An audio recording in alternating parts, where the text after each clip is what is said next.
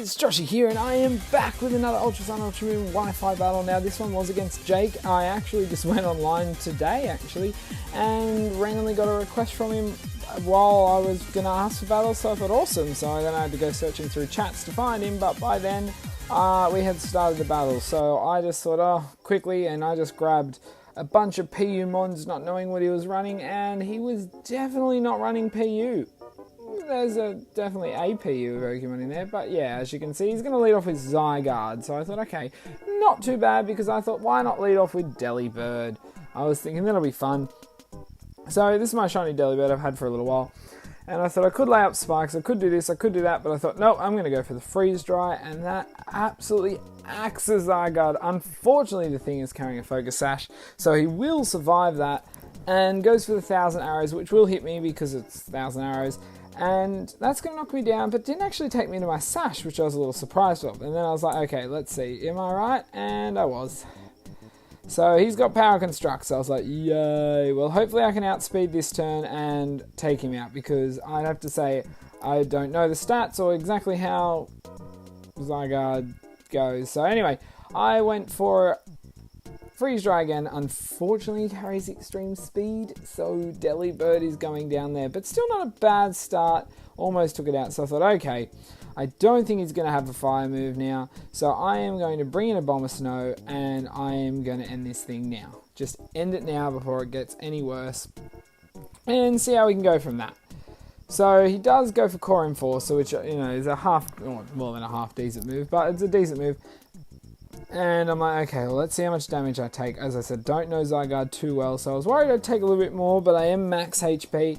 And then I go for the Frost Breath. I could have gone for the Blizzard, because it is hailing, it would have hit, but originally I was a little worried it wouldn't hit, because I forgot about the Blizzard, or the hail, but it didn't matter in the end anyway.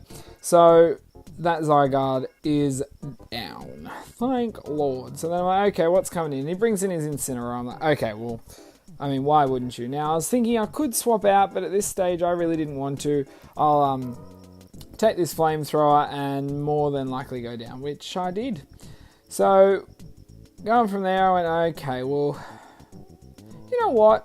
I'm going to see if I can get this baby to work today. So, I thought, I'm going to bring out my Jumpluff, and Jake actually really enjoyed this set, and I will get it to work better as well, and I have some cool sets in these teams. So anyway, Jumpluff is my Amnesia, Weakness Policy, Sap, Strength Sap with Seed Bomb and Acrobatics, so it can work really well.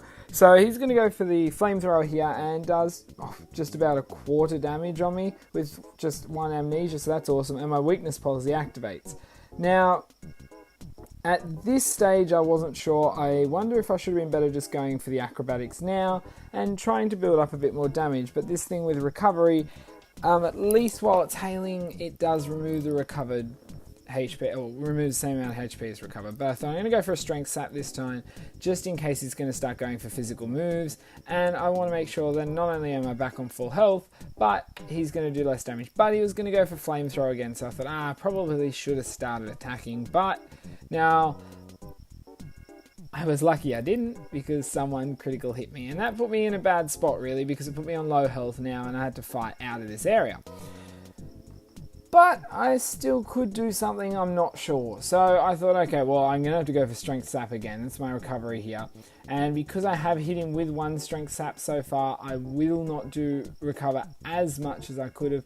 But I got a decent amount and went back up to, over half. And he's going to go for Flamethrower again. So I'm like, okay, well, I'm starting to get a little bit worried. I'm like, should I go for Strength Sap again? Should I go for Amnesia? So I decided I'm going to go for another Amnesia to make sure these Flamethrowers are doing nothing, virtually. Or at least a lot less. And then he's going to go for Darkest Lariat. And I was like, okay, well, let's see how much damage this does. Because I thought, okay, so we went from 70. We took off, 45 there. And I was like, okay, now let's see if Strength Sap affects that at all. Because I know it ignores certain stat changes, but I don't know if it's just positives or just your opponents.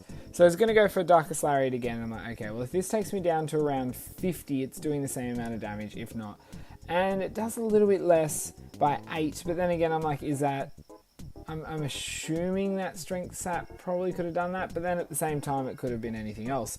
So looking at it again, we're going from the 58 down to 22. So that time we're only, 36. So I'm assuming Strength Sap does make that difference with the Darkest Lariat. So I was like, that's good.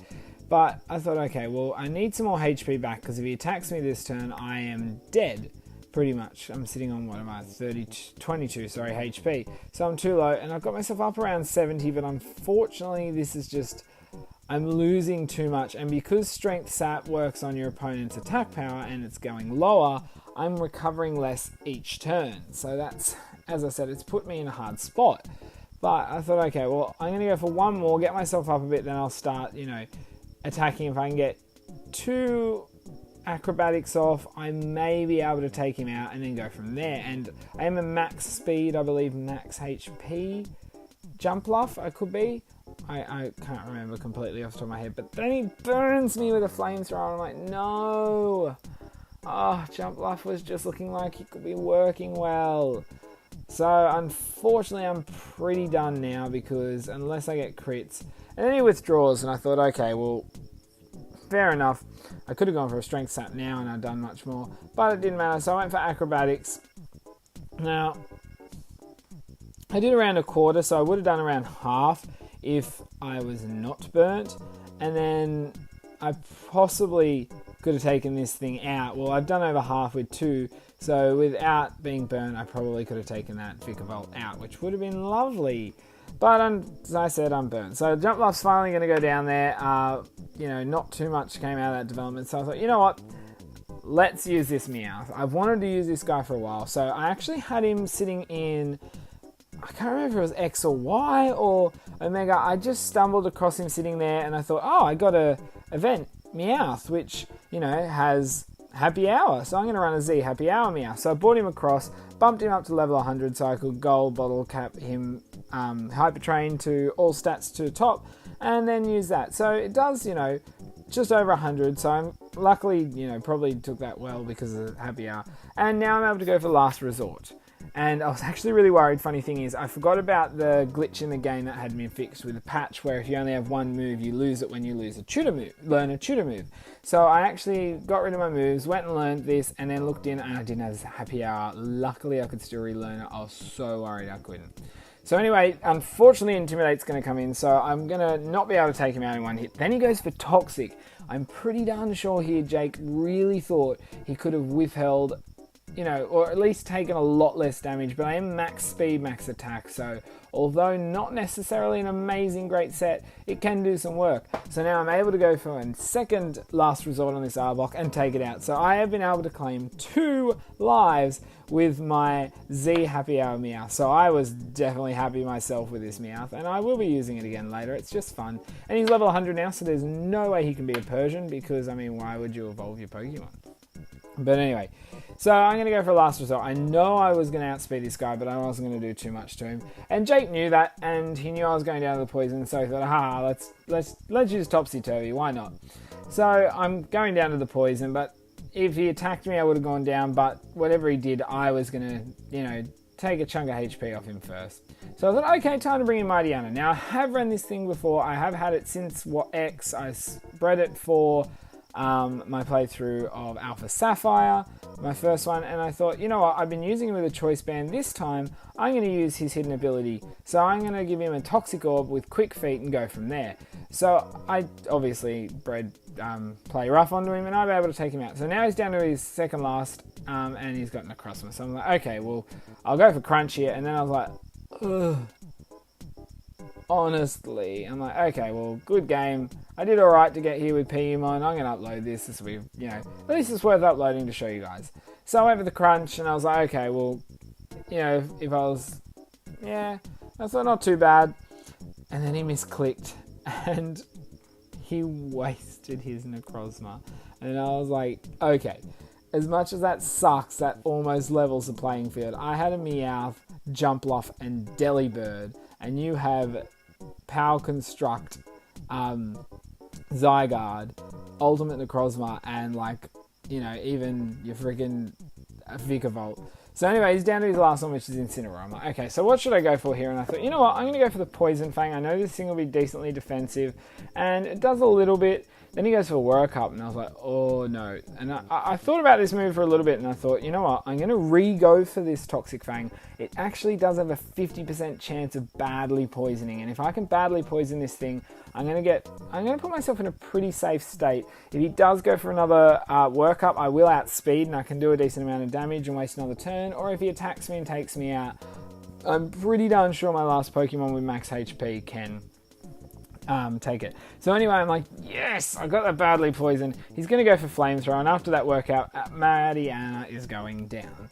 So now I'm down to my last Pokemon, which is actually my Noctowl, which I've used in a couple little battles, some that aren't up yet and will come up, but unfortunately, Noctowl has not been able to, not that it's done bad, but hasn't been able to do as amazing as I want it to, and I will make sure that happens. So anyway, I just went for Air Slash. Actually, this is the only move that I can hit with, because I got Air Slash, Synchronize, Tailwind, and Roost with a weakness policy, max HP, max special attack.